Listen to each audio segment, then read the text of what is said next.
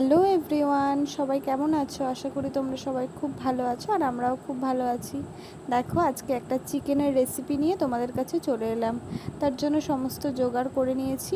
এই পেঁয়াজ, আদা, রসুন, টমেটো আর চিকেনটা ম্যারিনেট করিনি, আজকে অন্যভাবে একটু রেসিপিটা দেখাবো, তো দেখতে থাকো। দেখো, আমি কড়াইয়ে সর্ষের তেল দিয়ে দিয়েছি আর চিকেনগুলোকে ভেজে নিচ্ছি তার মধ্যে। আর ভেজে নেওয়ার পর ঢাকা দিয়ে দিয়েছি, তারপর আবার উল্টে পাল্টে দিয়ে আবারও ঢাকা দিয়ে দিয়েছি। একটু লাল লাল হয়ে গেলে তারপর দেখো একটা ছান্তার সাহায্যে আমি তুলে নিয়েছি।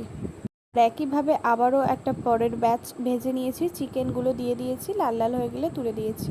তারপর তেলের মধ্যে দিয়ে দিয়েছি গোটা গরম মশলা, তেজপাতা আর শুকনো লঙ্কা, আর একটু হালকা সেন্ট ছাড়লে তারপর পেঁয়াজ আর একটু নুন আর আদা রসুনের পেস্টটা দিয়ে দিয়েছি, টমেটোও দিয়ে দিয়েছি সেদ্ধ হওয়ার জন্য।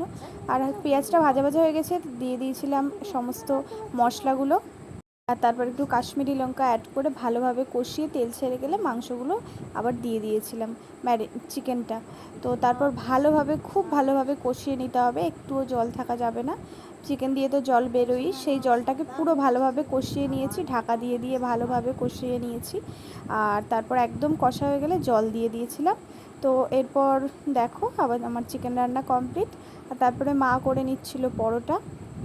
আর এটা হলো চিকেনের রেসিপিটা।